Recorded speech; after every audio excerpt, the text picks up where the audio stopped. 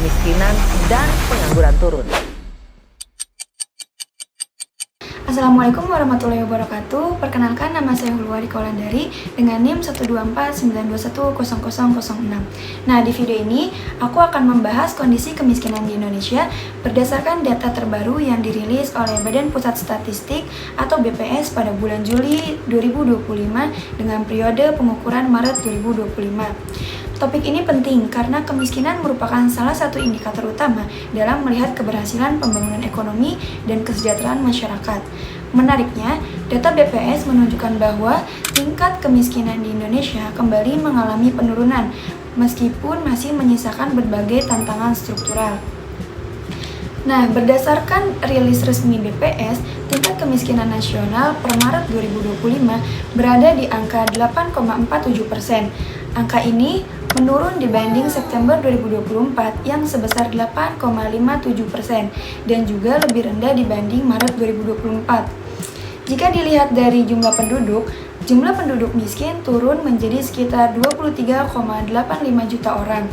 Artinya, terdapat ratusan ribu penduduk yang berhasil keluar dari kondisi miskin dalam 1 tahun terakhir. Secara umum, ini menunjukkan bahwa adanya tren positif dalam upaya pengentasan kemiskinan di Indonesia. Namun, meskipun trennya menurun, penurunan ini tergolong bertahap dan tidak terlalu besar, sehingga tetap perlu dikaji lebih dalam.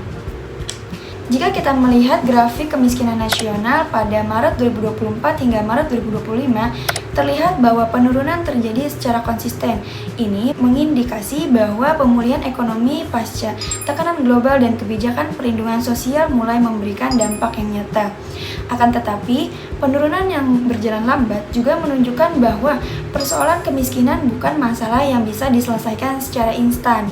Diperlukan kebijakan jangka panjang yang berkelanjutan dan juga tepat sasaran. Selanjutnya, kita perlu memahami bagaimana BPS menentukan seseorang dikategorikan miskin. Nah, BPS menggunakan garis kemiskinan nasional yang pada Maret 2025 berada di angka sekitar Rp609.160 per kapita per bulan. Artinya, apabila rata-rata pengeluaran seseorang berada di bawah angka tersebut, maka secara statistik ia tergolong penduduk miskin. Dengan rata-rata anggota rumah tangga miskin sekitar 4-5 orang, maka satu rumah tangga miskin hidup dengan pengeluaran sekitar Rp2.875.235 per bulan. Nah, angka ini sering menjadi bahan diskusi karena meskipun mencerminkan kebutuhan dasar, belum tentu sepenuhnya menggambarkan kualitas hidup yang layak, terutama di daerah dengan biaya hidup yang tinggi. Jika dilihat berdasarkan wilayah, kemiskinan di Indonesia masih menunjukkan ketimpangan yang cukup jelas antara perkotaan dan perdesaan. Pada Maret 2025, tingkat kemiskinan di perkotaan tercatat sebesar 6,73%, sedangkan di perdesaan mencapai 11,03%. Ini menunjukkan bahwa penduduk desa masih menghadapi tantangan yang lebih besar, seperti keterbatasan lapangan kerja, akses pendidikan, layanan kesehatan, serta infrastruktur ekonomi. Dengan kata lain, kemiskinan di pedesaan masih bersifat struktural dan memerlukan intervensi pembangunan yang lebih merata. Menariknya, meskipun tadi dijelaskan bahwa persentase kemiskinan di perkotaan lebih rendah dibandingkan persentase kemiskinan di pedesaan, BPS mencatat bahwa sebenarnya tingkat kemiskinan di desa itu mengalami penurunan, sementara di perkotaan itu mengalami peningkatan. Hal ini menunjukkan bahwa rata-rata kesenjangan pengeluaran penduduk miskin semakin melebar di perkotaan dan semakin menyempit di perdesaan.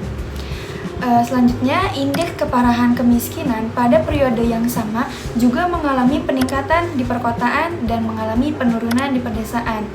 Artinya, ketimpangan distribusi pengeluaran di antara penduduk miskin di perkotaan itu meningkat dan di perdesaan itu menurun. Kondisi ini bisa dipengaruhi oleh tingginya biaya hidup di kota, seperti harga sewa tempat tinggal, transportasi, dan juga kebutuhan pokok lainnya. Dengan demikian, kemiskinan di perkotaan memiliki karakteristik yang berbeda dan membutuhkan pendekatan kebijakan yang lebih spesifik. Secara spasial, pada Maret 2025, terdapat 18 provinsi dengan tingkat kemiskinan di bawah angka kemiskinan nasional, sementara 20 provinsi lainnya memiliki tingkat kemiskinan di atas angka kemiskinan nasional. Nah, tingkat kemiskinan tertinggi tercatat di Papua Pegunungan sebesar 30,03%, sedangkan tingkat kemiskinan terendah terdapat di Bali, yaitu 3,72%. Selain itu, BPS juga merilis data mengenai kemiskinan ekstrim. Nah, per Maret 2025, kemiskinan ekstrim tercatat sebesar 0,85% atau sekitar 2,38 juta orang. Kondisi ini lebih baik dibanding Maret 2024, di mana kemiskinan ekstrim tercatat 1,26% atau sekitar 3,56 juta orang. Meskipun jumlah ini mengalami penurunan dibandingkan periode sebelumnya, kemiskinan ekstrim tetap menjadi isu yang krusial. Kelompok ini merupakan masyarakat yang berada dalam kondisi paling rentan dengan keterbatasan akses terhadap pangan, kesehatan, dan kebutuhan dasar lainnya. Tingkat ketimpangan diukur melalui Gini rasio, di mana berada di antara 0 dan 1. Semakin tinggi nilai Gini rasio, semakin besar tinggi ketimpangan. Dari sisi ketimpangan, indikator Gini rasio Indonesia pada Maret 2025 berada di angka 0,375, sedikit menurun dibandingkan periode sebelumnya sebesar 0,381 pada September 2024. Penurunan ini menunjukkan bahwa distribusi pengeluaran masyarakat mulai sedikit lebih merata. Adapun ketimpangan di perkotaan pada Maret 2025 sebesar 0,395 lebih rendah 0,007 poin jika dibandingkan dengan September 2024. Sementara itu, ketimpangan di pedesaan pada Maret 2025 tercatat sebesar 0,299 lebih rendah 0,009 poin jika dibandingkan dengan September 2024.